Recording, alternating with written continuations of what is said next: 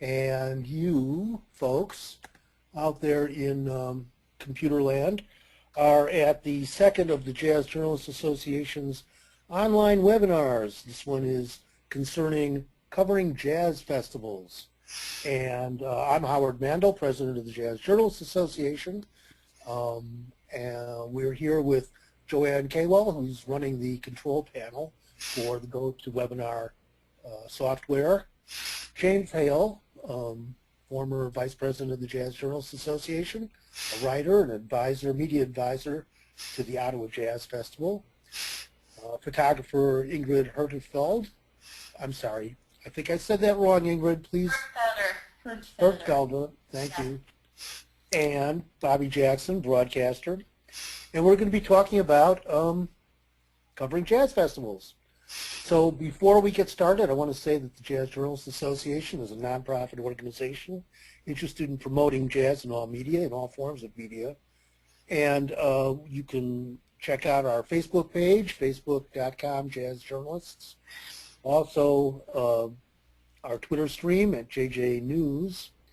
Become a JJA member by going to jjnews.org, and you'll see a big sign that says join. Click on that, follow the instructions. You can send us information or questions at info@jazzjournalist.org. What else? We have a hashtag today for the webinar. It is hashtag JJA webinar. And so if you want to tweet about what we're doing, please do so using that hashtag so that it can be indexed and people can find it.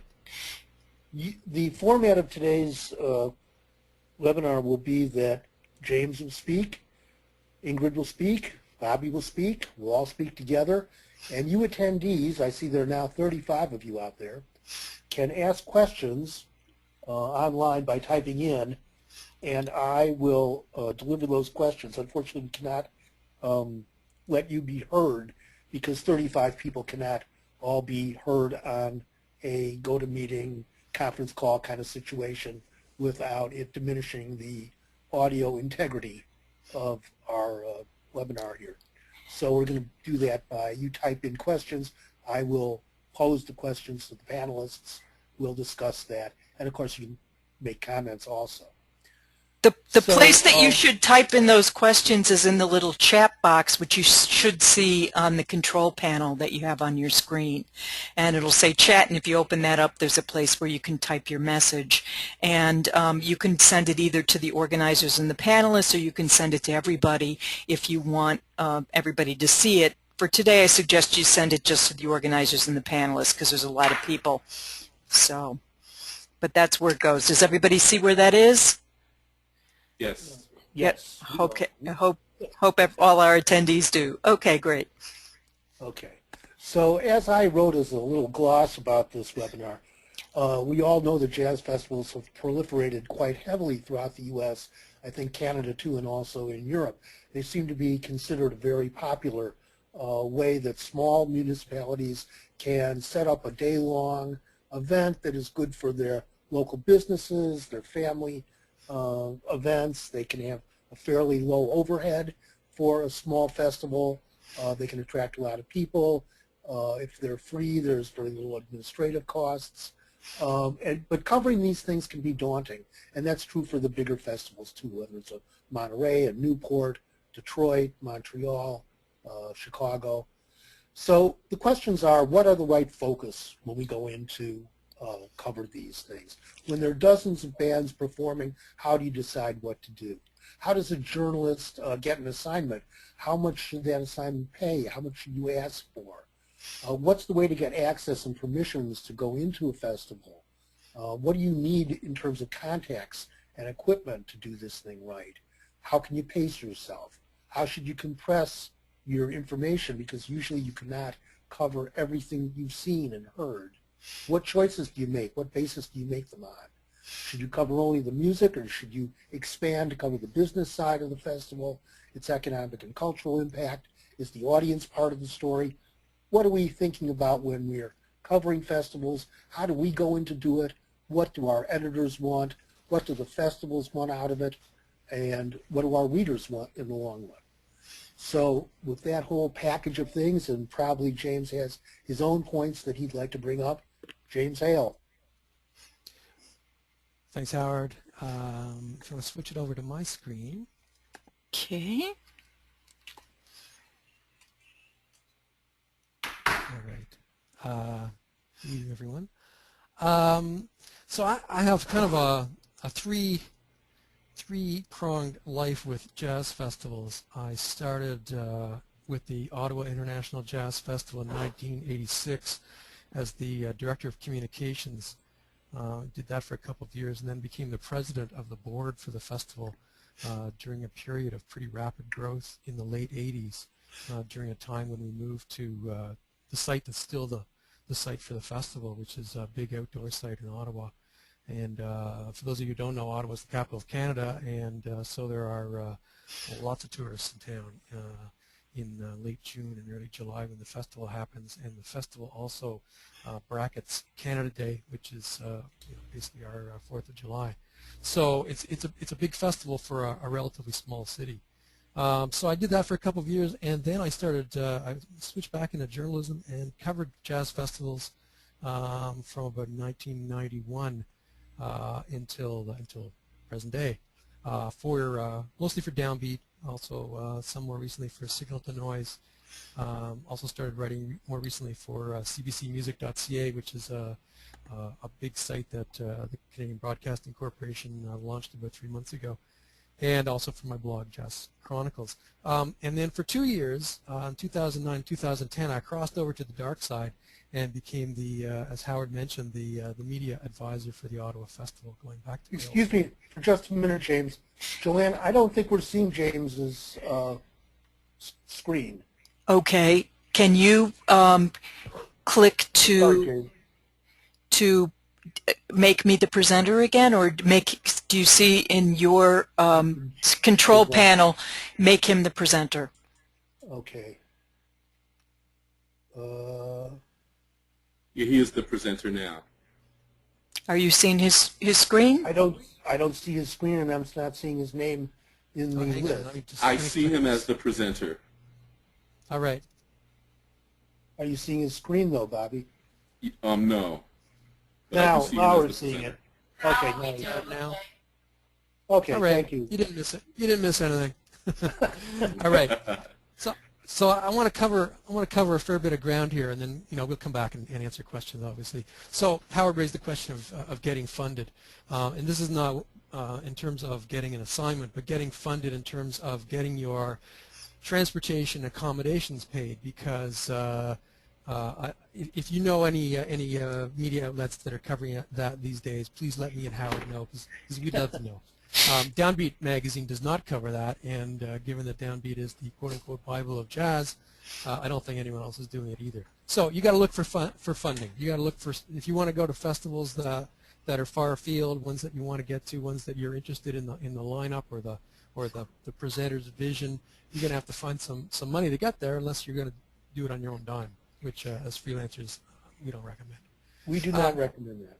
No. So you got to consider a number of sources. One of the best sources I've found is the federal and regional tourism authorities. Now, usually jazz festivals are going to know these things. They're already going to have these links themselves, so they know that they have these sources of funding. They don't always know that there might be funding from embassies or high commissions. So, for example, I went to the Vancouver Jazz Festival for Downbeat a number of years ago. And when you start to make these negotiations, you don't really know where the funding is going to come from. But in this instance, I did find out where the funding was coming from, because I got an email from the Canadian Embassy in Washington. And strange, here I am in the capital city, and I'm hearing from our embassy in Washington, and they're funding my trip because I'm writing for Downbeat magazine, and they have a slush fund that covers journalists who are writing about festivals, Canadian festivals, for American publications.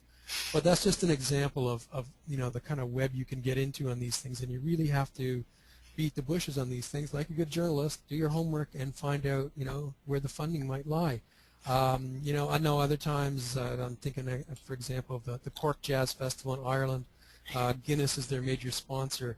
But I went to Guinness in England to try to get funding, and they said, no, you have to deal with the Canadian distributor. Now, I mean, the distributor of beer in Canada is not going to have any money to send you to a festival. They could care less. So that's a dead end. But you got to look for those kinds of things. You look for the sponsors, the major sponsors of the festival, and sometimes you have to put 2 or 3 things together. But you got to start these things early. So when the festival programs come out, that are usually around February, March, you have to start putting these things together. So funding from a third party obviously raises the specter of conflict of interest. And you got to ask these questions of yourself. Are you in conflict? Are you reviewing the source of your funding? I very seldom find myself writing about the festival. I have done festival stories. I did one on the Quebec Jazz Festival on my blog a little while ago. But that's unusual. Usually I'm writing about the music, And, so will your judgment of what you're hearing on stage be affected by the fact that your trip was covered? This came up to me a couple times, and my sort of not too funny post to this was, to a festival organizer, who questioned this. I said, well, I didn't see you on stage last night. I'm writing about the music, so who gets me there is kind of doesn't really matter to me. As long as I know I'm not in conflict of interest, I can sleep at night. As a freelancer, this is sort of like freelancing 101, but selling and reselling your stories. I mean, especially if you're paying some of it your own way yourself. If sometimes you're going to have to pay accommodations or transportation. They're not always going to cover both. You're going to have to look for ways to maximize your material, and that takes some forethought as well, and takes just some good old-fashioned freelance smarts in terms of how you're going to spin this material that you're getting through this trip out. And just to give you an example, a number of years ago, I think it was 2002, I went to the SF Jazz Spring Season, and they had a fantastic panel discussion on sexism in jazz with Maria Schneider and Susie Ibarra, Angela Davis, a number of leading feminists also on the panel from San Francisco and the Bay Area. I thought it was really interesting. I had an assignment from Coda magazine to cover the festival and write about, and they also had a lot of programming with women as well. Maria was doing a big thing with some of the Gil Evans music. So I wrote about that for Coda magazine. I also did a radio documentary because it was a panel discussion. I recorded the panel discussion, did some interviews afterwards, cut that and sold that to CBC for a radio documentary. Also did a newspaper feature on sexism in jazz. Ironically, given what's happened the last 2 days about the new cover art for the forthcoming Diana Krall album, my newspaper feature had a big picture of Diana Krall. It was like 10 years ago, showing a lot of her legs, and hey, here she is again. Here I come grab. And then that newspaper feature here in Ottawa turned into an invitation from my friends at the Ottawa Jazz Festival to sit in on a panel basically covering the same ground on sexism in jazz here in Ottawa, and they also hired me to write the notes for that. So I mean, there's like boom, boom, boom, four sales from one trip to the Bay Area, which was not too painful to begin with. But those are the kinds of things you, as a freelancer, you have to look to make mileage from. All right.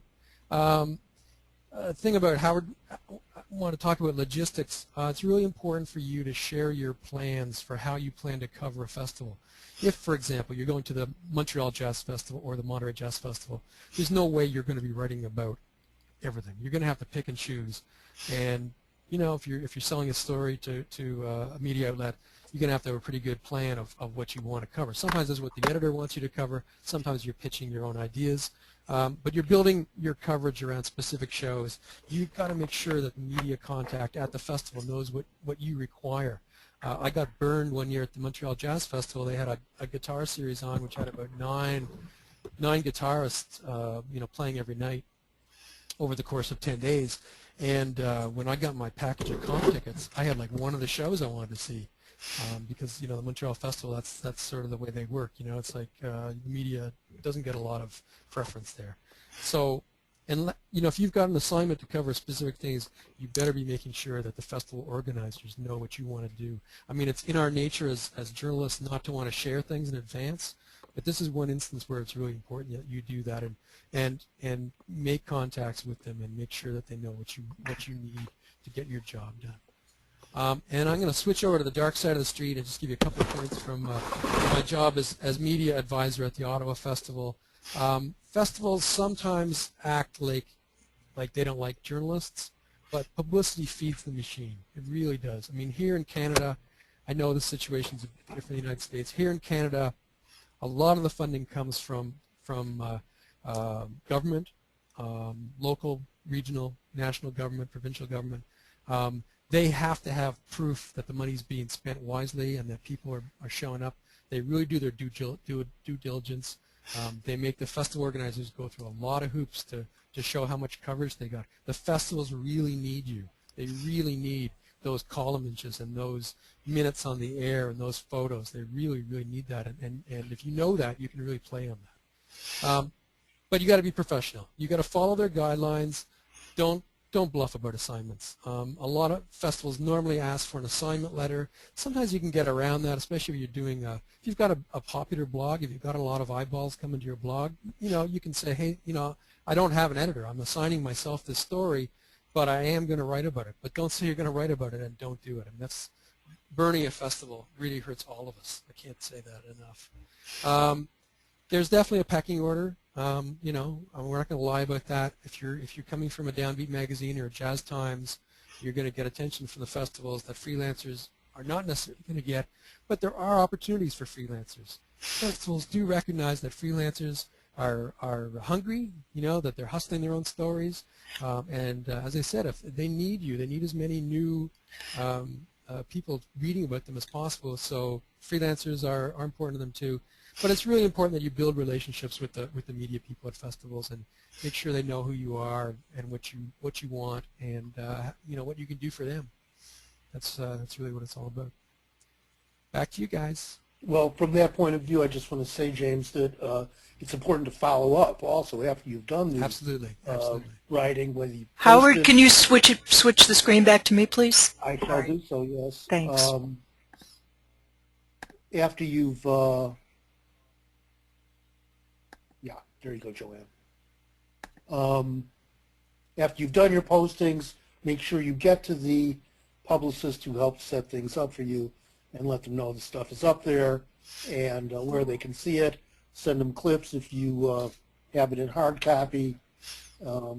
Continue to build those relationships because you may want to go back to that festival again.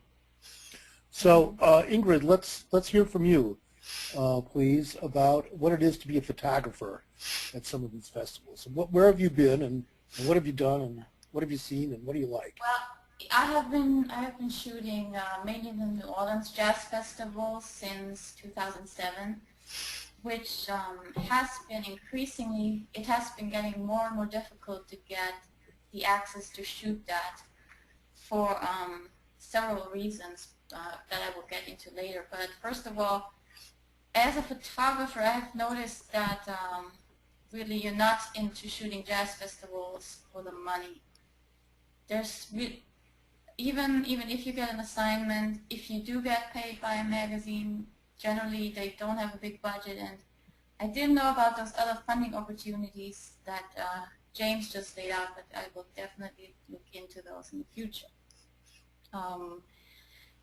To get access to shoot a jazz festival, that James touched on that already. There's generally two ways. You go and shoot for the festival directly, in which case you really are their volunteer and they have free usage of your images. If you do that as a photographer, though, it's really, really important to make sure in a contract or an agreement that you retain the copyright. Don't sign away your copyright, especially if you work for free. And then the second one is if you have an assignment letter by a publication. Of course, that's the better way because then your work gets published and you get credit and it just gets out there a lot more. And there's a third way too, although that doesn't really relate to the whole festival, but it's if you're shooting for a specific artist. In that case, you have usually more access in terms of shooting. You can, if they give you an all-access pass from the band, you can get all these interesting angles. You can get on the stage. You can shoot from from the side of the stage, and you don't get that with the general credentials, so that helps. Although then you don't get access to the whole festivals. But I've done that before, and I've gotten images that I wouldn't have gotten otherwise. And I'd like to actually show a couple of those images. If you can switch it to my screen, that's possible. Mm-hmm. Okay, show my screen. All right, can everybody We're still see not it? seeing it, Joanne. Okay. Okay, maybe you'll have to do it from your, make her Okay. the presenter. Okay.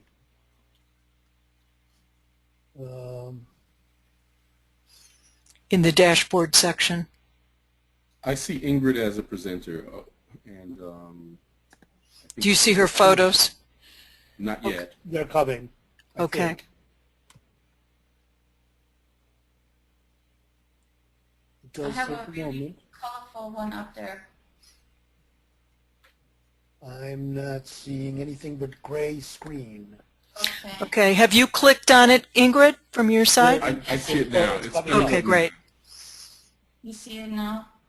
Okay. I see the top of it on the bottom of the screen. Yeah, can you raise the image somehow, Yeah. Ingrid? There we There we go. go. Rebirth Is Brass better? Band. Yes. Yeah. Yes. Yes. So that was actually, that was the first year in 2007 when I was able to shoot the New Orleans Jazz Festival. I didn't even have credentials that year. For some reason, they were, it was the first time I experienced it, and I just happened to know somebody, and they said, yeah, you can shoot. And it gave me a wristband for the day. So, yeah, I was able to get on the stage and get that picture. I was back at New Orleans Jazz Festival last year, 2011. That would not have happened again. They got really, really strict on that. And here's an example of what happens when you stick around till after the band has left. Where I got that beautiful image of the little boy who just jumped up and started playing around with the kid. Here's a young Christian Scott and a young trombone shorty. They're still young, but that was 2007. So these photos are thematically a little all over the place, but I just wanted to give you an idea of what I've done. So Ingrid, when you're talking about access, you mean specifically on stage or backstage access? Yes. Yes, And specifically at the New Orleans Festival, where there are 11 stages going on simultaneously, Yeah. is it any sort of problem if you just have your camera, you take it in for the day, you're wandering around the festival fairgrounds? Is that difficult, or they stop you? You mean if with or without credentials? Without credentials? Without credentials, you will not get stopped when you walk around and shoot. You know, like you cannot go to a stage and shoot pictures right by the pit and everything. They will shy one away if you do that.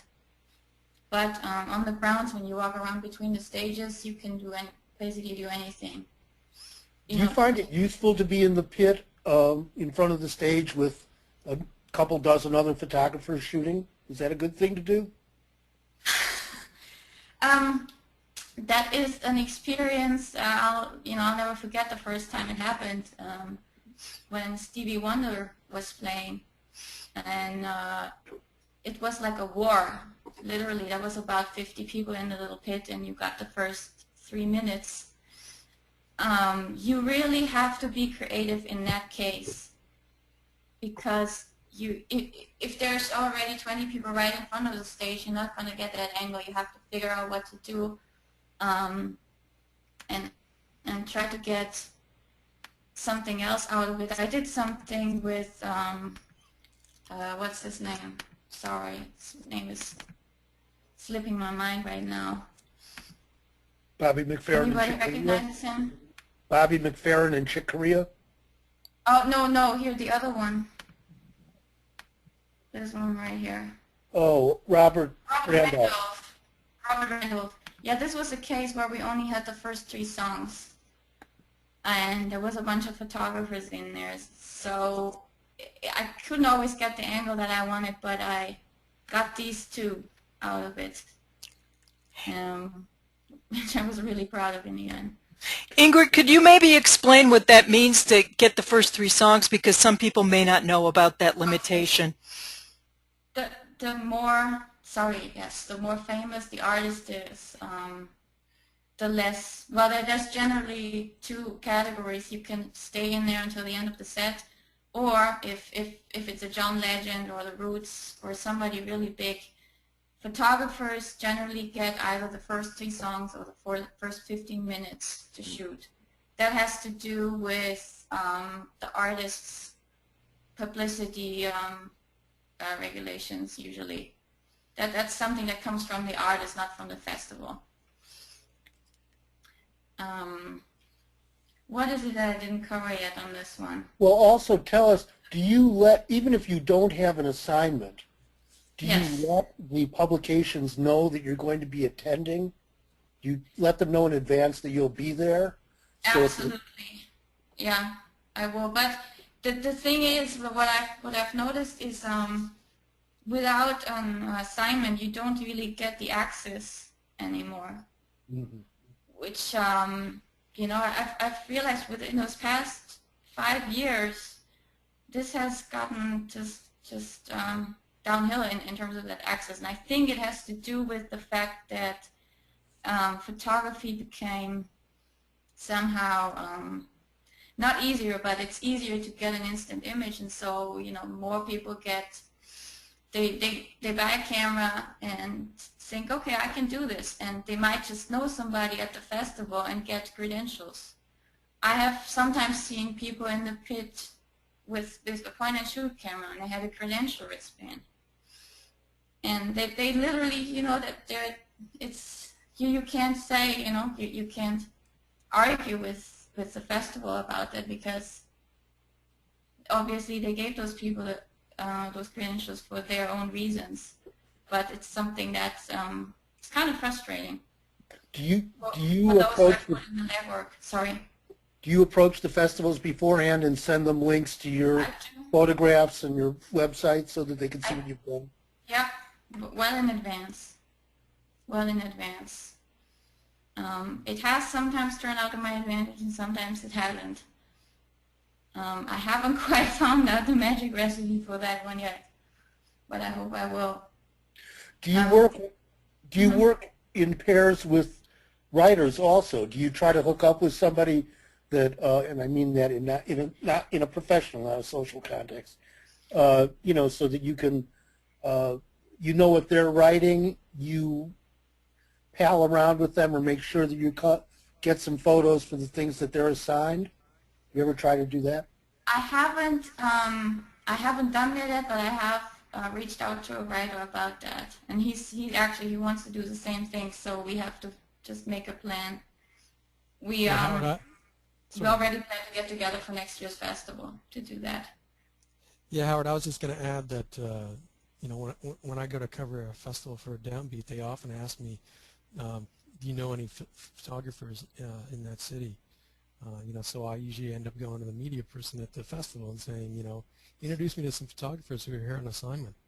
And I mean, there's photographers who have gotten their first shots in downbeat through those kind of hookups, so you know what happens. Mm-hmm.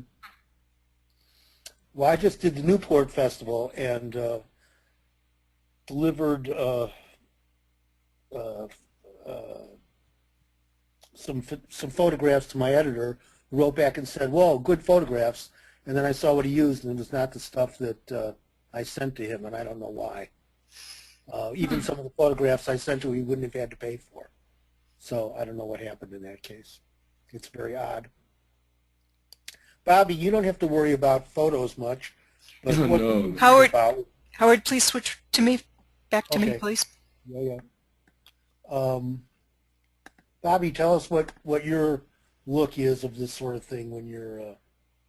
Well, I come from the radio side of things. I was the program/music director for WCLK in Atlanta, and my first experience dealing with festivals was the National Black Arts Festival in Atlanta and also the Atlanta Jazz Festival.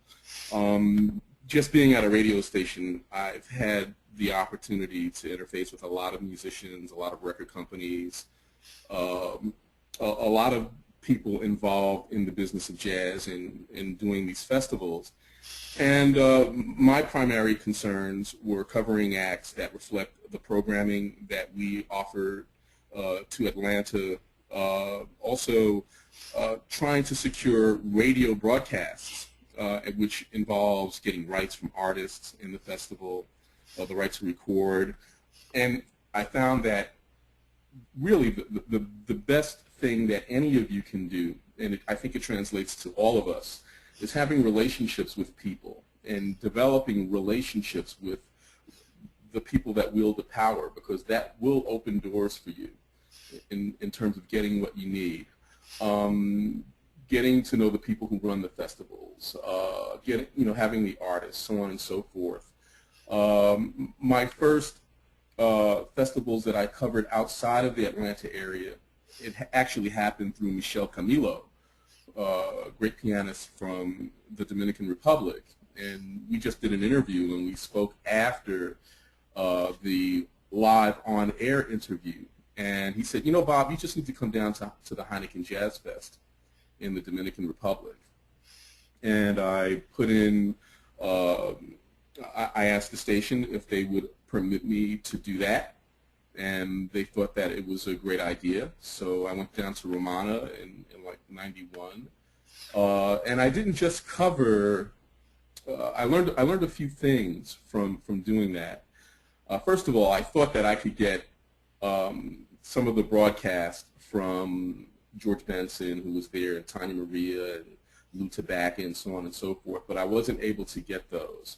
What they gave me was the local musicians that were in the Dominican Republic. So I was able to get permissions to do that, and it kind of surprised me. I just thought it would be carte blanche. I did get a lot of interviews with a lot of the artists, and that worked out really well.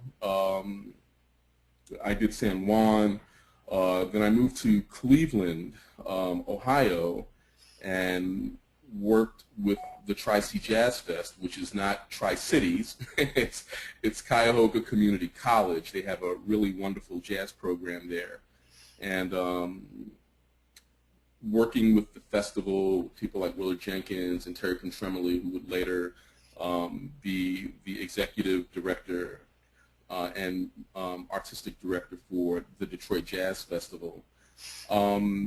Getting interviews for our air to make sure that the city knew exactly what was going on and when things were going on, having them on before, during, and after the festival, and also getting permissions. You know, when I went to Cleveland, I learned a lot from my tenure in Atlanta and securing in advance the rights to record and to play back a lot of the live performances from the major stars there. I've worked Newport Jazz Festival and the Detroit Jazz Festival. I came there as a host, and I was invited along with a broadcaster from Pittsburgh and a broadcaster from New York to be a national host, accompanying the two stations in the Detroit area. This was maybe 16 or 18 years ago. And wonderful festival. I've been going back ever since. But what I brought back to the station was not just interviews with the artists. I also brought back slices of life kinds of things. The zoo, the Detroit Zoo, or you know, just the different Greek town and the new stadium that they had for the Detroit Tigers, because a lot of people who come to these festivals, they come with their families, and their families may not be interested in the music. But as a carrot, you say, well, not only do we have this going on, this festival that attracts 800,000 people, we also have all of these interesting things that you can do while you're here, and you can make a real nice holiday out of it. So as a broadcaster, these are the things that I look at in terms of turning over programming for my station. I've also had the opportunity to write as well for some festivals, and not just writing about the acts and what goes on, but of course translating what I do as a broadcaster into print as well. I have had the opportunity to talk to many writers who have covered festivals. A lot of times as a writer, the way you will get paid, a lot of times you won't get paid. Like, for instance, I know a writer, he writes for Downbeat magazine. They won't actually pay him, but they will set it up so that the festival will actually take them to the festival. They might give them $200 or $300 on the side. The festival will do that, and Downbeat's not No, paying no. them? Well, the Downbeat, from what I've been told, Downbeat paid this particular person $200 or $300, but in terms of getting them to the festival, they made the arrangements such that, you know, the relationship between Downbeat and the festival permitted this person to go to the festival, you know, and have their hotels paid for. Oh, yeah. You know, That's quite common. Yeah. all the Yeah. provisions. Festivals. Yeah. Also, if you are an author of books, writing liner notes, you know, the more your name is out there will give you a lot more credibility with the festival itself, and that will certainly help your case. So I think, and I have nothing to show. I have a website. It's called thejazzmind.com. Oh, And we'll put and that up if you want to here. But, yeah, I Okay. certainly can. Yeah, this is my website. Howard, you might have to. Let Joanne put it up, Bobby. Can you Okay. do that, Joe? Well, no, you Okay. may have to switch it over to him because it Okay, looks like you've got the administrator. There we go. Yeah, Great. I just clicked on it. Well, this Okay. is my website. I currently have a syndicated show, and it's in 26 markets. It's called The Roots of Smooth, but it's not about smooth. It's about the roots of smooth, but we're undergoing some branding changes. And the show will be called The Jazz Mind after Labor Day. So, and some of the things that I've done at festivals, for instance, here, working at the Detroit Festival, interviewing Poogie Bell, who was the drummer for Marcus Miller. The festival had a thing called Planet Jazz, and I was paid for that by the festival, and whatever. I interviewed Janet Siegel, so on and so forth. And Lois Gilbert and Lenny White, these are all at the Detroit Festival. So you get those interviews there, and then you use them during your year? I use them during, absolutely. And when I generally do interviews, I do interviews not only for the festival. I will produce a show around the festival. I'll make sure that the festival gets the show itself so that they can have it for their archives. And whenever I do interviews, whether it's a festival or not, I try to talk about things. I try to forecast down the road holidays, anniversaries of certain important things that may have happened in the arch of that person's career, so that I can do other shows, because oftentimes it's not easy to get a hold of these people. So while you have them, think about how you can use them not only in that situation that is right there in front of you, but down the road. What else might I want to talk to this person about? That may have nothing to do with the festival at all. It's just basically maximizing the use of time, of face time, that you have with them. Do you do these interviews on the field at the festival, or do you take advantage of, well, I'll come up to your hotel room later, we'll I do them on the field. I do them in their hotel rooms. I do them wherever is most convenient for them. And sometimes you have to just say, you know, I can't do it here, but you can set it up for a future date somewhere else. But, you know, just making sure that you nail them down. And, again, you know, being personable, making sure that your relationship with them and the people that answer to them, you know, their managers, making sure you collect cards, all of these things, they do help, you know, move the agenda along. Mm-hmm. Ingrid, do you have any experience using video at any of these festivals? I have not used video at those festivals, no. And I haven't. James, from your consulting at Ottawa, did video come into play as an issue that you had to deal with people wanting to use it in their coverage? It has, but only a little bit in the last couple of years. I'd say not to any great extent. I know our JJA member Brett Delmage, who's based here in Ottawa, has shot a bit of video at the festival, you know, under his credentials. But I can't think of anybody else that's done it on a regular basis.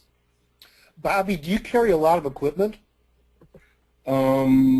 It's gotten much easier these days. I used to carry around big recorders, which was a pain. I used to have an engineer that would accompany me and follow me everywhere. But with these digital microphones, they are absolutely wonderful things to have. I currently am using an Olympus LS10, and it can take sound files in any format, and you know, you can manipulate it. It's easily put into any equipment that you use to edit whatever. I love it. It's great. And Ingrid, what about you? Do you carry a large kit? I still do. I usually go there with 2 camera bodies and at least 2 different lenses. And it gets heavy because you also have to make sure, I also have to make sure I have enough batteries for the day, and they're not so light once they pile up.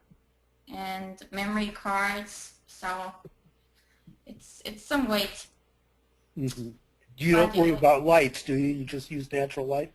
Oh yeah, and the natural light is, you know, the stages are usually lit, so it's quite beautiful what you get there. What about you, James? You carry a lot of pens? You know, I work in different ways depending on the festival. I mean, sometimes I go to a festival, I won't even take any notes. I mean, you know, if I'm going to a really intense, you know, 4 or 5 shows, I mean, I just go by memory often. I mean, sometimes I'll take notes, but yeah, I tend to go more sort of experiential, I guess. I mean, it depends. It really depends on you know, who you're covering and what kind of story you're writing. Mm-hmm. Well, I mean, I have this experience also, similarly to Bobby. When I would go to New Orleans, I would do, if I could, 4 or 5 interviews, and they didn't have to be festival-related interviews. But since the musicians were there and I was there, I would get as many people as I could. And if I did a festival overview story, I wasn't going to take many notes because, you know, if you wrote 25 or 50 words about an act, if you're writing about 10 acts over 3 days, something like that, detail is difficult to load up on. I love these photos, Bobby, but I'm going to switch back to Joanne. Okay, that's cool. Okay, Joe? Yes. If I can find you here. Change presenter. Yes, okay. So the getting to know people, the relationships that you build. I mean, Bobby said something interesting about going to Tri-C and when Terry Pontremoli was there, and then she shows up a couple years later being the executive director at Detroit, And these people do travel within their professional circles, and if they're good, as she is, hopefully they move to larger festivals, and you can move with them, take that relationship along. But if you're just coming into jazz journalism, how do you begin to create relationships? What's that like? And I'll also ask at this time that attendees can begin to give us questions. Just type them in the message box, and I will try to relay those to the panelists as we go along. But anyway, how do you get friendly with the people who are responsible? Introduce yourself. Introduce yourself. Introduce yourself. I mean, if you're at a show, pretty much you're sizing up the audience. If you're there to do business, you need to size the audience up. You need to size up who's doing what. And if your id is a little open, it should be. I mean, you're trying to get in, just become friendly, you know. It's kind of a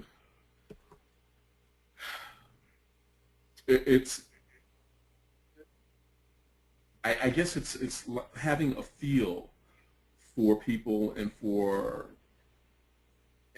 yourself. You know, if you're a little out of your league, well, maybe you don't go there. But if you make an attempt to connect with someone and you're feeling that flow, then just build on that. I will say though, it's not an easy thing to do, and personally, I've been in a position where I've had relationships because of what I did, but I've also known people who started from nothing and just on the strength of their personality have been able to make inroads for themselves and have moved their agenda along. And I do know some prominent writers that have actually done that. It is possible. You just have to be brave and take the first step, because no one's going to step to you. Yeah, it's certainly easier to do now than it was before the internet was widely used. I mean, in the 90s, it was really difficult, if not impossible. If you were, writing for a small publication or just freelancing, it was very hard to get contacts with festival organizers and media people outside of your immediate area. But now, festivals have year-round presences on the web. As soon as one season finishes, they're often posting information about the next year. At least they're posting their dates right away. And it's often just a case of contacting the media relations person or the executive director or sometimes the person who's doing the booking, and just introducing yourself online, sending some clips, connecting to your blog or connecting to stuff that you've done, and just getting yourself known. Facebook is tremendously powerful. Absolutely. LinkedIn as well. For jazz festivals, I found a lot of people in the jazz community are using LinkedIn as well. Bobby, you're coming to the Jazz Detroit Festival this year. Yes, I am. Right. And are they going to use Jazz Corner? They are using Jazz Corner, and also I belong to an organization called Jazz Week, and it is all of the jazz presenting radio stations around the country. Before the festival starts, and if you can pull up my my screen again, I'd like to just share with you of the Jazz Week Summit schedule. Okay, here we go. I'll show my screen. Can you see it? Yep. Not yet. It's getting there. There we go. Okay. Yes. Yeah, we start on Thursday, and we pulled together. I pulled this together with Dr. Brad Stone at KSJS in San Jose, and basically we're looking to make radio, jazz radio, stronger around the country, and we have these workshops and panels that we have pulled together, and there will be a lot of people from all over the country, broadcasters, that will be there. If you're going to Detroit, I will say that any of you who are on the webinar, to make yourselves known to these people, especially if you're trying to get in, because all of them are pretty much friendly and will try to help move your agenda along as well. There will be a lot of these people, a lot of these broadcasters will be emceeing the different shows from the various stages, and that will that may be a benefit to you. And if you see me, please, I'd love to meet you. And we can talk in greater detail than we're doing right here now. That goes for me too. I'll be at the Chicago Jazz Festival over Labor Day, and I'm always open to talking to people as they approach me. I'm going to move to some of the questions that are coming in from our attendees. Mark Naaman Ross, who, by the way, James, says that you should move a little closer to the mic. I'm also switching Joanne to you. There you go. No? Yeah. I should be back. Am I? You should be seeing the Facebook and become a JJA member and all that. Yes. Okay. Great. So anyway, Mark Naaman Ross says he's had an increasing number of festival directors make press passes contingent on coverage before the event. They couldn't care less about coverage after. They see fest attendance and press passes as a reward for writing previews. Is that doing advances is something that's easier for writers to do than photographers or broadcasters, I think. Can you speak to that, James? Have you had people say, well, are you doing an advance on us? Or do you do an advance in your blog, Jazz Chronicles? Yeah, I mean, because my blog is usually sort of a a diary of what I'm up to. So yeah, if I'm covering a festival, yeah, I'll often write about it in advance and let people know what's going on. I've never had a festival organizer or a media person make my credentials contingent on doing an advance, though. That's a new one. Ingrid, you were asked a while ago to please repeat the second way you mentioned to get attention, or access rather. And I think that you had three things that you mentioned. One of them was getting assignments in advance. One of them was working directly with the audience, with an artist. And I guess the third was volunteering.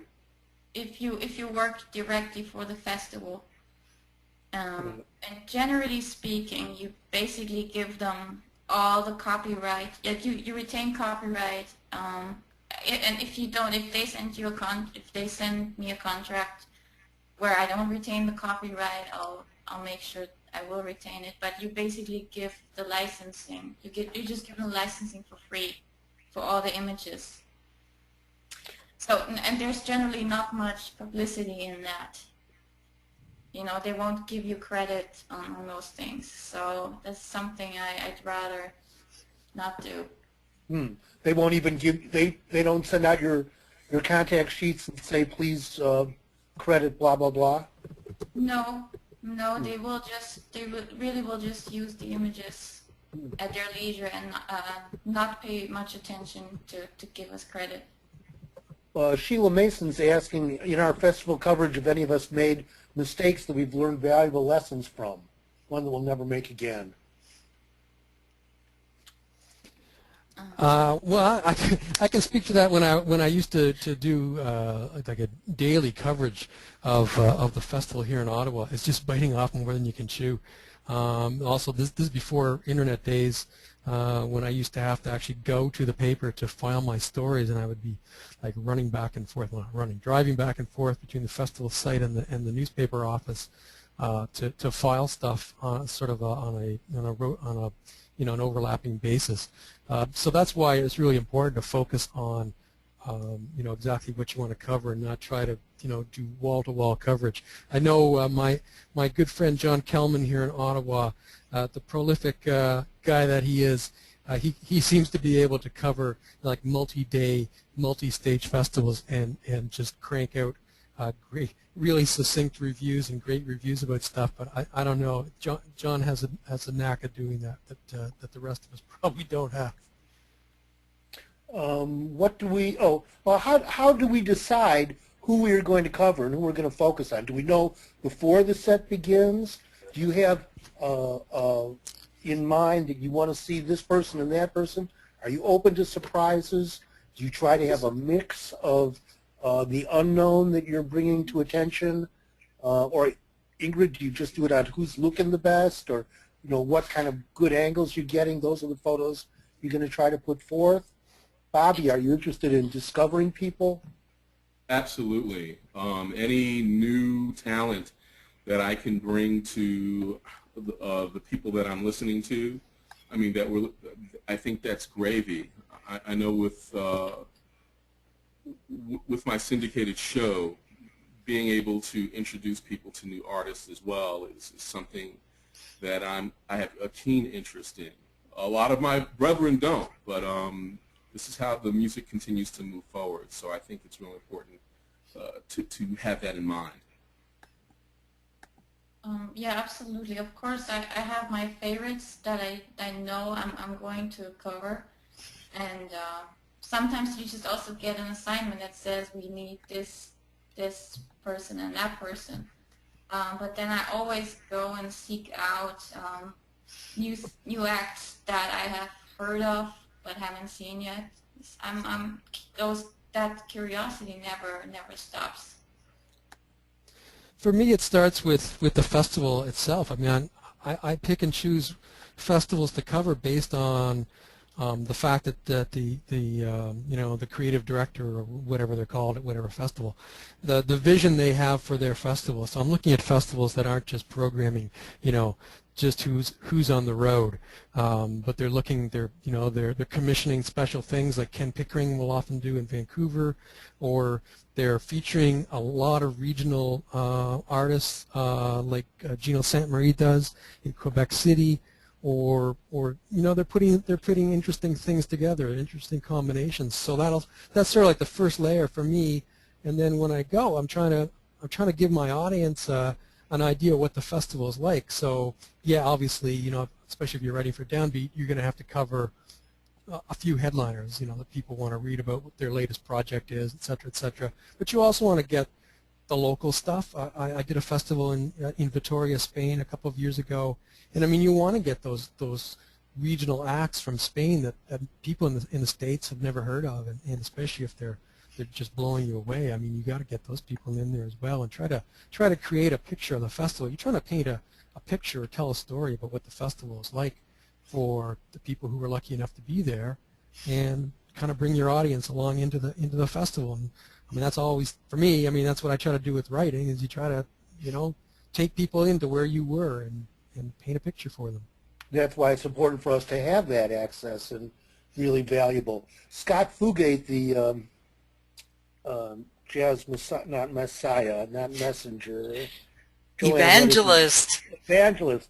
Scott is saying, how do we get the iJazz idea across to these festivals? That's why I asked about the video earlier.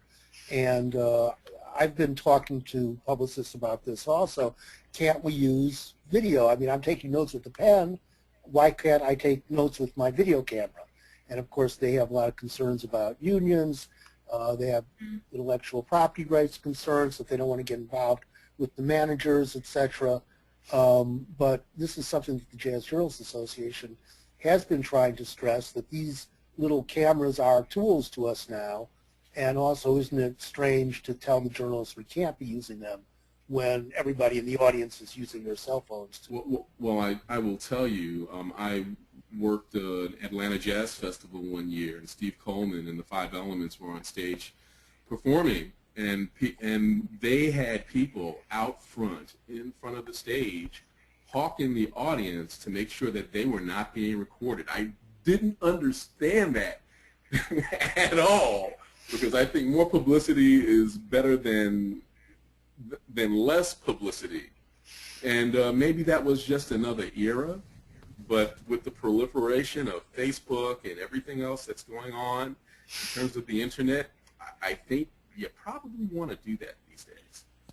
Yeah, I've seen it change really quickly, especially here in Ottawa, where I've worked both sides of the fence.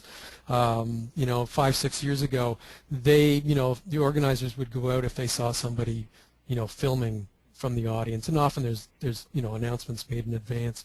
But if you're in an outdoor setting in a park, that's pretty hard to police. And these days, like they're pointing people out and saying, that guy was here last night. Find out what his blog is because we want to link to it. So they're using those people now to promote their own thing. It goes back to what I was saying earlier about the festivals really want their sponsors and potential sponsors to know how much publicity they're getting. So they got really smart and they started saying, let's find out who those guys are that are shooting our shows every night, and let's link to their pages because we want people to know that there's lots of people finding out what we're doing.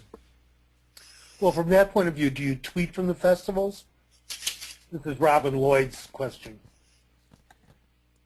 I don't tweet during shows. I might tweet between shows, or I might, go back to my hotel end of the night, or maybe early the next morning. Well, not too early. James, we're getting some weird feedback on yours. I don't know why that started. I don't know. Huh. Okay. Maybe my connection. I don't know. I have a headset on, so it should be good. But because it just started.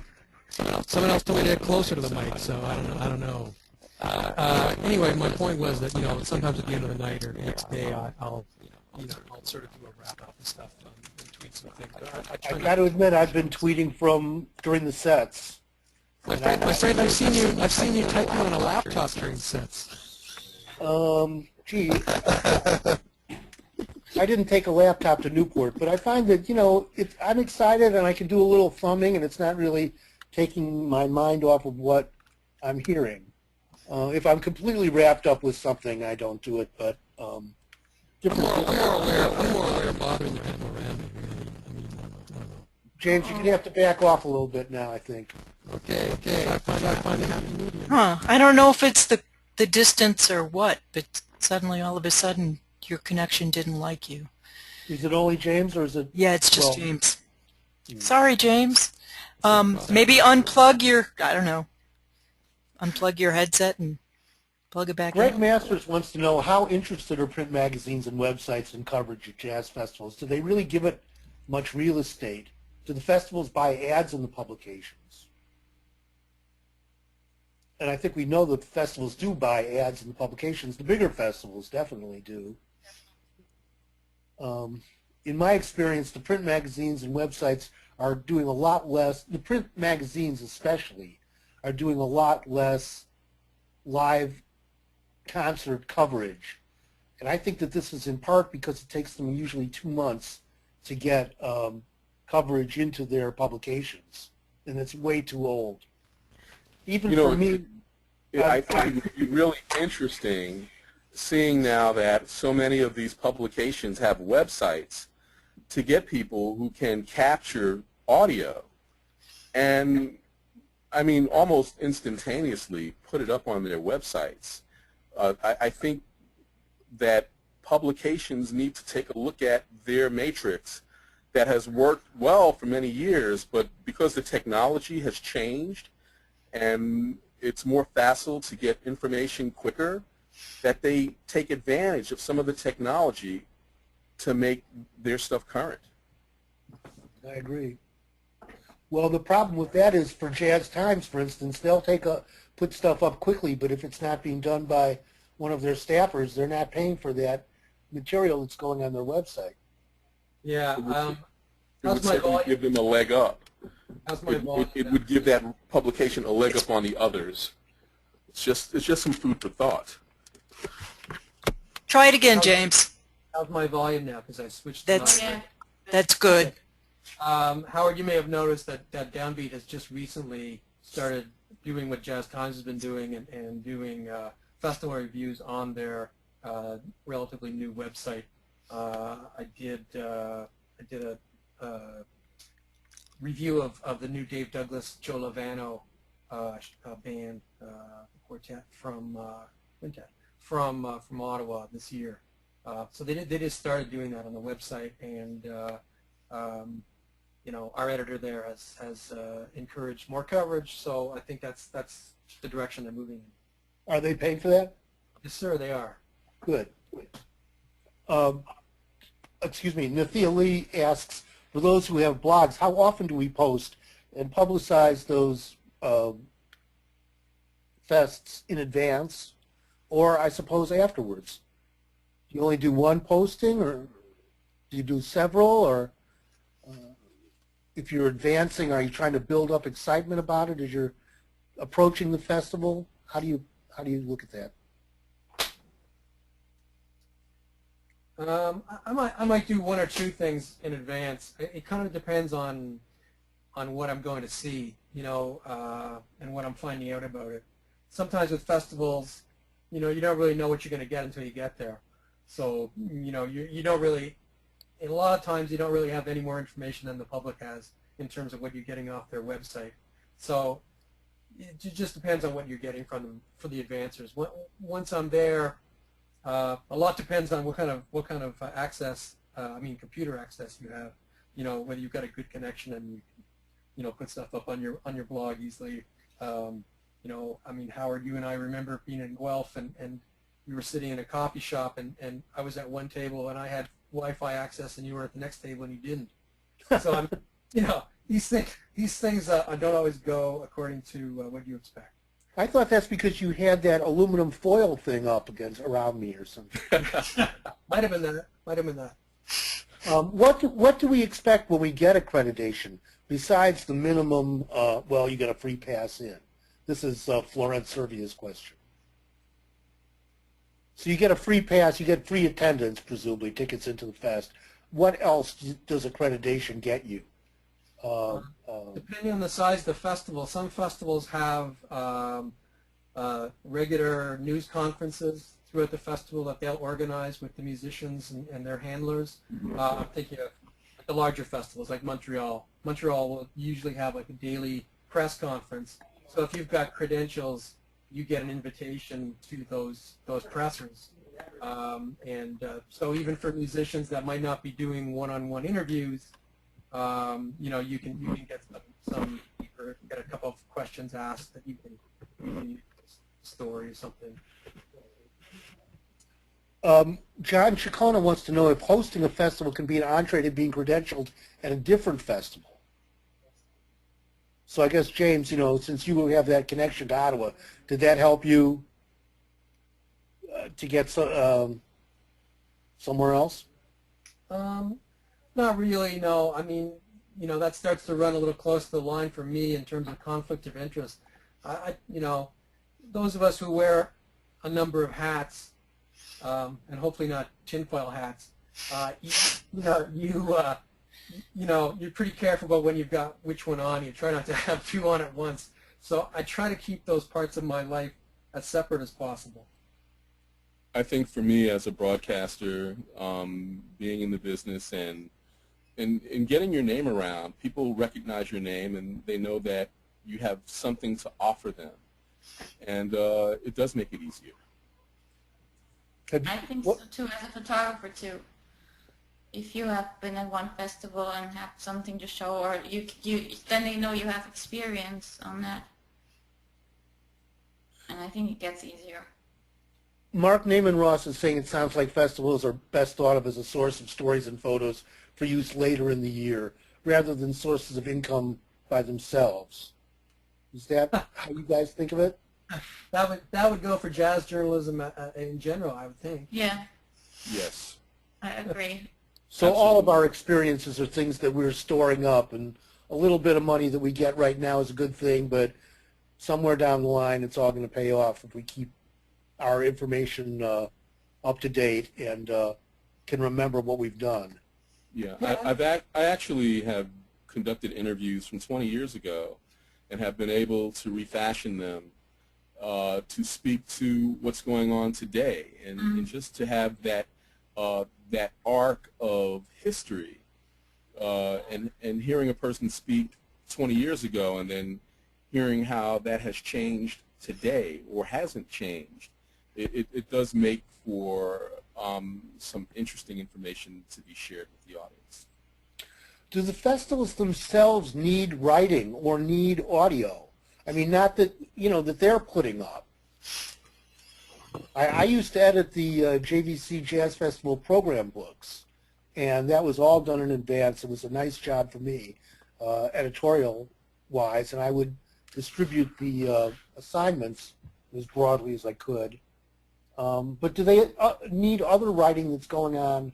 Are they a potential source of employment while the festival is going on? Festivals do generally have some kind of guide. It's shifting a bit, in the digital era, obviously.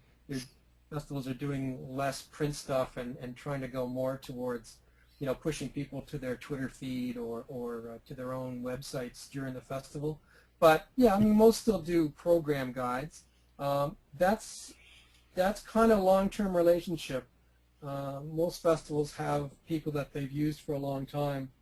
Mark Chenard has done Victoriaville for years and years. I think the people who've done Montreal, it's often tied into their to their advertising agency, so they don't necessarily go into journalists for those things. Did you folks listen to the NPR coverage of Newport? Yes. What did you think of it, Bobby? Well, I think for years NPR has had a style, and they have a style book and a certain way of approaching it, and I don't think that they've done anything different than they have in the past. Pretty much micro-focused on the musicians and not so much on the community or even the historical arch of the festival itself. I mean, there are all kinds of ways that you can approach programming and talking about a festival. For me personally, I do like to, of course, talk about what's going on then, but I also like to give people who may not be familiar with the festival itself, the history of the festival. I like to give that aspect of it as well, because it's not running in a vacuum. There's a whole lot of stuff that's going on there. Its relationship to its community. Mm-hmm. Mm-hmm. Mm-hmm.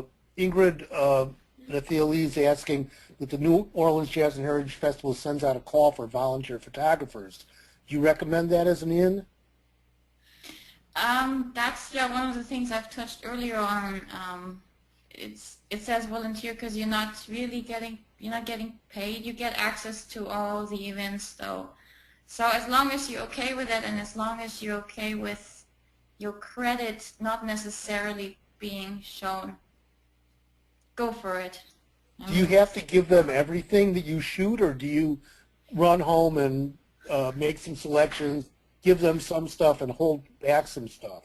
I definitely would hold the cherries close to me and not give those away. Yeah, absolutely. I mean, for me, when I go and shoot there, I think jazz is a beautiful art form, and I want that to be reflected in my images. So anything that really, really captures a beautiful moment, I wouldn't just give it away like that. I would wait for the right moment to publish that. And also in the sense of, what Bobby touched on earlier, in the sense of documenting and building, building that part of history that just gets bigger and bigger. That's really my biggest goal, not the financial goal. And maybe that comes out in your book. Maybe you hold that back for your book. Oh, absolutely. Yeah. Yeah. Those go on my book and on my website, but I wouldn't give those licensing rights away for free. Florence Servia is asking, if Downbeat pays for jazz festival coverage, would it be possible to write as a foreigner and say, hey, I could cover this festival in Paris? I think that it's possible to write and ask them. The Downbeat is, to my mind, and I've only been working for them since 1975, completely capricious, and it's very difficult to know what they're going to, who they're going to assign to do what. And they do work with people that they know. They tend to work with people they know. But this is about building a relationship with your editor or the publisher, or explaining why you're the right person to write that review for them. It may be that they'll take something from somebody overseas. It's hard to tell. I would certainly try. Yeah, it works, helps to try. If you don't try, you definitely won't get the request. I've also found that when I've traveled to foreign festivals, and because I have some profile in jazz journalism, that I'm asked to sit on panels or I'm asked to do live interviews with musicians. Those are good extras for me. Usually I don't get paid for those things, but I'm there anyway, so I may as well have the fun of talking to Marcus Belgrave or whoever it is in Detroit that Benny Maupin I did, that was a lot of fun. Or in Tampere, Finland, being on a panel with 13 other jazz journalists from all over Europe, that was great. Things like that. It extends your brand. Yeah. It extends your brand, and it may not pay right now, but it may pay somewhere down the line where someone has witnessed you and really admires what you're doing, and they may want to hire you. So there's nothing wrong with that. Sheila Mason's asking, what's the etiquette of writing on a laptop in an indoor venue? It seems like something that would be distracting to nearby audience members and frowned upon by the festival organizers. Yes, Sheila, that is all true. It is. That hasn't stopped Howard Mandel from doing it. And I've often seen photographers pushing each other out the way because they wanted the angle that other photographer had. Oh, yeah. I'm not part of those. I stay away on the side, and I don't want to get my camera knocked out of my hands. That gives you the better angle, Ingrid. Yeah, no, but that's what I was saying earlier. When there's 30 or 50 people in the pit, I really don't get into that war zone. I try to get something else and wait. Sometimes you just have to wait till they look your way, and you might get something magical that way. Do you come back to the festival after it's done and before it's just before, or maybe a month before? I don't know exactly what the timing would be. Before they announce their next year, is that a good time to reach out to the festival and say, by the way, I did this coverage last year, whether it's photography or broadcasting or collecting audio interviews, saying, what are we doing next year? What are you doing? How can I give you materials for marketing and promotion? This is partly out of Joe Harrison's question. So is it, good to go in December and say, hey, just checking in with you. I know that you're going to announce the performers in February, and this is what I've got from last year. Are you using any of these people, or is that a good timing? December, if the festival is in May, then December is definitely a good time. Even November, it's not so early. I've done a bunch of the downbeat festival guides for the Canadian festivals. And when I'm doing those, you're touching base with the festival organizers. Yeah, usually before the end of the year, just to let them know that, keep me in mind. Give me a call when you can release stuff. Often, that stuff's released embargoed until there are news conferences, but they know the downbeat guide's coming out in whatever it is, April 15th or something. Squeaky wheels generally get oil, or they'll be replaced. We've got Christopher Hill saying thanks for this enjoyable webinar. I need to sign off. We still have about 10 minutes to go. I'll tell a story about a mistake that I made in New Orleans years ago, which taught me something good. I was trying to interview John Lee Hooker, and it seemed like he had his choice between talking to me or spending some time with a young lady, and I waited for too long. I mean, he went into the trailer with the young lady, and I kept waiting outside to see if they were going to be done, and I missed a couple shows or something. I won't do that again, No, not a good thing. Well, those old men, they do take their time with, probably interviews, So, okay, that was a little off. But let's see what else we got here. Susan Brink mentions that sometimes you need a separate photo pass, even if you get accreditation. Is that an experience that you've had, Ingrid? Or they know that you want to... Yeah, I think each festival treats that a little differently. Sometimes the wristband is all you need, and sometimes you need you know, that the color of the wristband determines how far you can go, and that's really different at each festival. I remember. Oh, Yeah. I'm sorry. No, no. I was going to say continue. it's wise to just find out way in advance what do I need to do what. Yeah. What about dealing with the inaccurate set lists or lacks of set lists? Is that a problem for anybody? One of the great lessons I learned along the way of reviewing bands was always ask the bass player. The bass player always knows what they played. He always remembers, she always remembers what they played, and they're usually reliable. Don't ask the drummer; they're not reliable. But no, bass players, you know, and you know, often, I mean, I'm assuming the bass player is not the leader of the band, but you know, often the leader is harder to get to. So if you need to follow up, yeah, bass player is a good person to ask. Mm-hmm. Mark Naaman-Ross is mentioning that the people with the point-and-shoot cameras that Ingrid was talking about are usually writers who have an assignment but don't have a photographer. And if the story requires a photo, the writer's trying to improvise. That's his experience. I'm sorry. But maybe that... I apologize. You know, sometimes... So what were you going to say, Howard? Maybe that's somebody who you say, listen, let me take that photo for you. Here's my card. Right. Because you obviously don't know what you're doing. Right. Good point. Let's see, what else do we have? Any more questions, folks? I'm pretty much through the questions that have been posted so far. I should add on the thing like set list that a lot of festivals, something that's been I've seen more recently is that festivals will get the set list from the musicians, and that's why it's also a good idea to make the contact, an ongoing contact with the media person to make sure they know what shows you're covering so that they know that you're in the audience for a specific show. This is for festivals that don't have a press area, so that they make sure that they're getting the set list to you. Sometimes they're emailing it to you or tweeting it to you. But I've seen more and more of the festivals now are doing that for journalists. I mean, back in the early 90s, that was just unheard of. You had to go chase around, and if you didn't know specific songs that were played and they were important to your review, you had to go chase the musicians down and find out. Joanne, will you pass the screen to me, please? Sure. I'm going to show you folks my blog posting that I did today on the Newport Festival. Now, this was...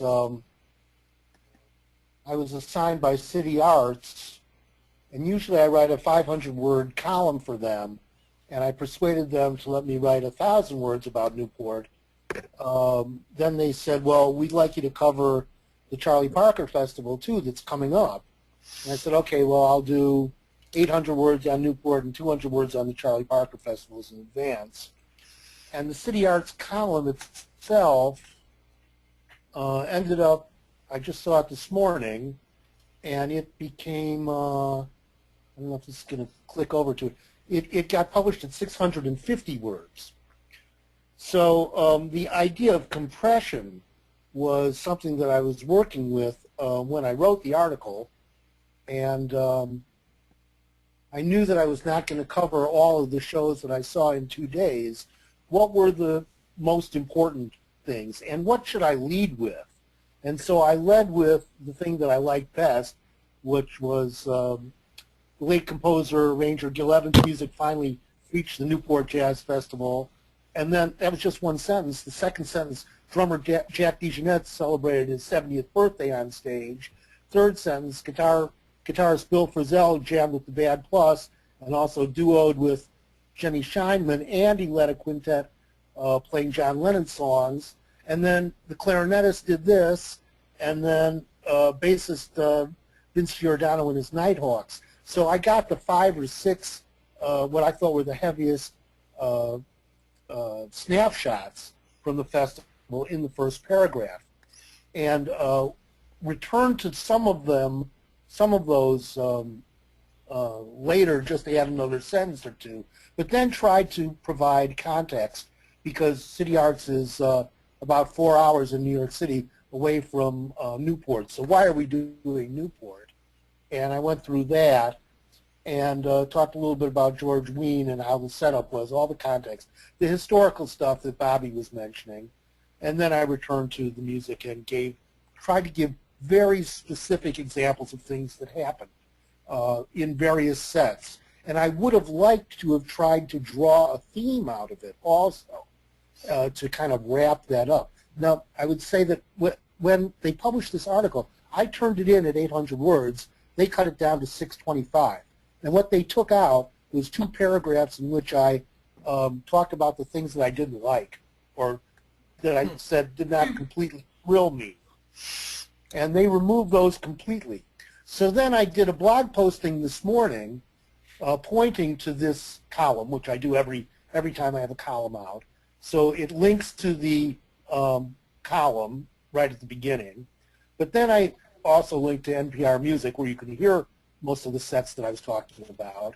And then I quoted the things that they took out of it, the stuff I didn't like that much. And then I expanded on a little bit further and wrote, well, I don't know, 5 or 6 paragraphs, which actually I made a second sale on to a magazine that I work for that comes out of Kiev, and they publish in Ukrainian.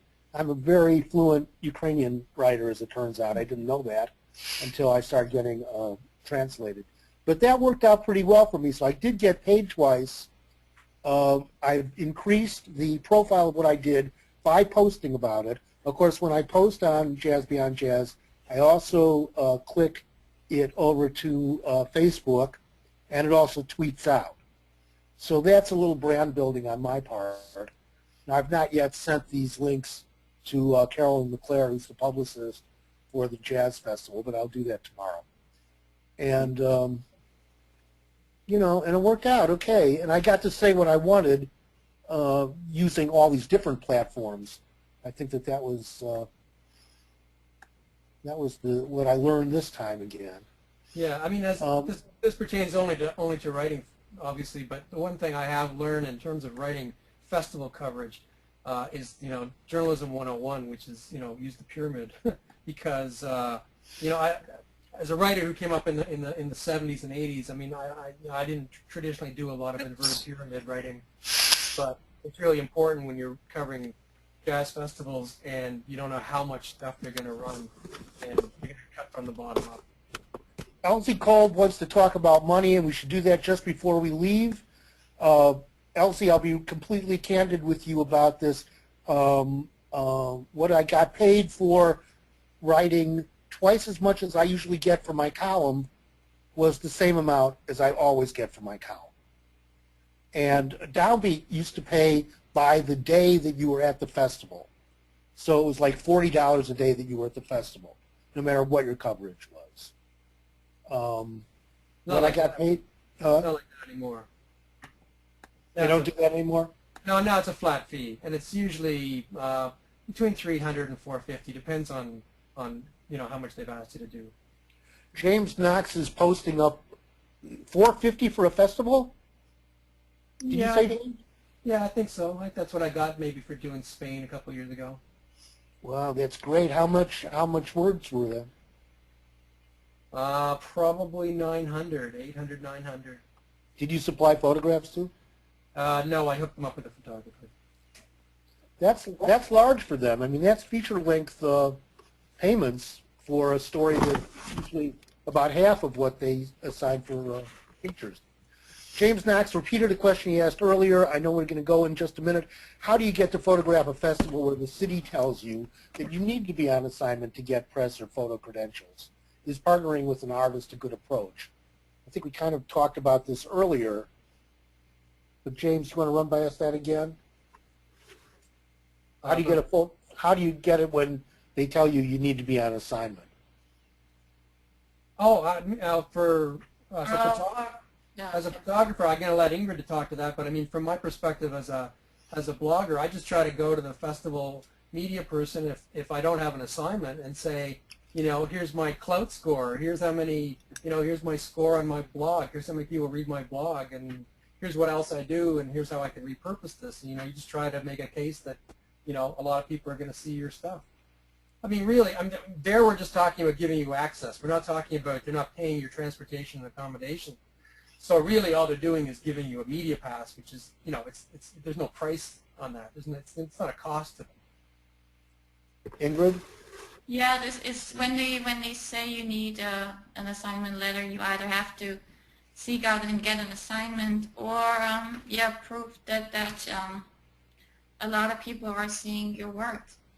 And some festivals even have like some kind of a guideline. They say, you know, if it's for a website or blog, you have to have X amount of hits per month.